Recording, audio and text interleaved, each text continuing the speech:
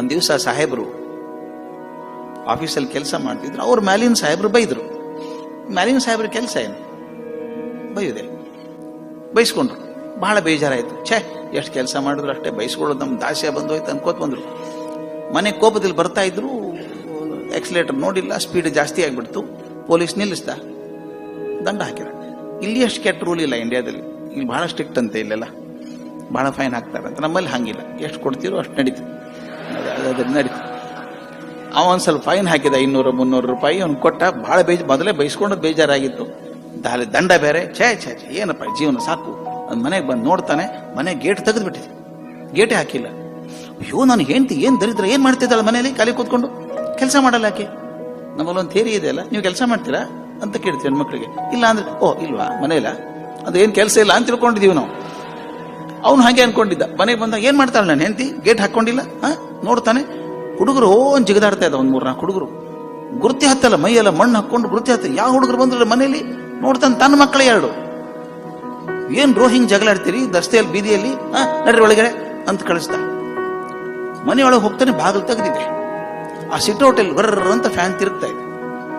ಆ ಟಿಪಾ ಮೇಲೆ ಇಟ್ಟದಂತ ಪೇಪರ್ ಎಲ್ಲ ಗಾಳಿಗೆ ಹಾರಾಡ್ ತಿರುಗ್ತಾ ಇದೆ. ಅವನು ಏನ್ ಕರ್ಮ, ಎಲ್ಲಿದ್ದಾಳಿಕೆ ನೋಡಿ ಅಲ್ಲ ಅದನ್ನ, ಪೇಪರ್ ಹಾರಾಡ್ತಾ ಇದ್ದ ಹಾಗೇನೆ. ಒಳಗೆ ಹೋದ ಡೈನಿಂಗ್ ಹಾಲಲ್ಲಿ. ಡೈನಿಂಗ್ ಟೇಬಲ್ ಮೇಲೆ ಬೆಳಗ್ಗೆ ಏನ್ ತಿಂದ ತಿಂಡಿ ಎಲ್ಲ ಹಂಗೆ ಬಿದ್ದಿದೆ, ಪ್ಲೇಟ್ ಹಂಗೆ ಬಿದ್ದಿದ್ದಾವೆ, ನೊಣ ಗೊಯ್ ಅಂತಿದ. ಅವನಂದ ಏನ್ ನನ್ನ ಹೆಂಡತಿ ಬೇಜವಾಬ್ದಾರಿ ಇದು, ಪ್ಲೇಟ್ ತೆಗಿಬೇಕಂತ ಗೊತ್ತಿಲ್ಲ. ನೋಡ್ತಾನೆ ಫ್ರಿಜ್ ಓಪನ್ ಇದೆ, ಬಾಗಿಲು ಫ್ರಿಜ್ ಓಪನ್. ಎಷ್ಟು ಕರೆಂಟ್ ಹೋಯ್ತು, ಅಯ್ಯೋ ಕರ್ಮ, ಏನಾಯ್ತು? ಮತ್ ಬಾಗಿಲು ಹಾಕಿದೆ, ಎಲ್ಲ ನೋಡ್ದ, ಏನೋ ಸದ್ದಾಯ್ತು. ಏನ್ ಸದ್ದು ಅಂತ ಕೇಳ್ತಾನೆ, ಬಚ್ಚಲ ಮೇಲೆ ನೀರು ಹೋಗೋ ಸದ್ದು.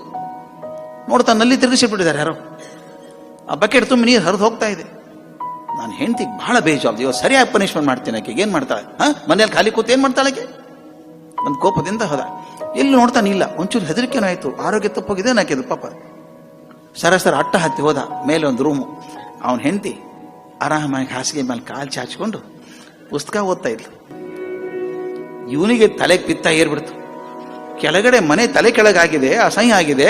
ಆರಾಮ್ ಕೂತ್ ಕಾದಂಬರಿ ಓದ್ತಿದ್ದಾಳೆಕೆ. ಹೋಗಿ ಬೈದ, ಏನ್ ಮಾಡ್ತಿದ್ದೀನಿ ನೀನು, ತೆಳಗೆ ನೋಡಿದ್ಯಾ ಮನೆ ಏನಾಗಿದೆ ಅಂತ ಹೇಳಿ.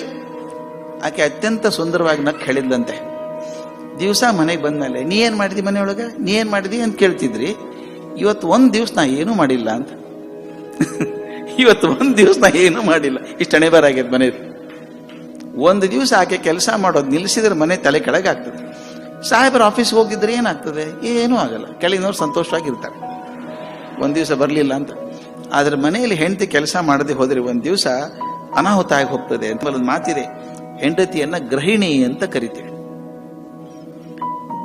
ಗ್ರಹಕ್ಕೆ ರಾಣಿ ಆದವಳು ಗೃಹಿಣಿ. ಯಾಕೆ ಗೃಹಿಣಿ ಗ್ರಹ ಮುಚ್ಚತೆ ಅಂತ ಒಂದು ಮಾತು. ಅದಕ್ಕೆ ನಾನು ಹೇಳ್ತೀನಿ, ತಾಯಿಗೆ ನಮಸ್ಕಾರಗಳನ್ನ ಹೇಳ್ಬೇಕು.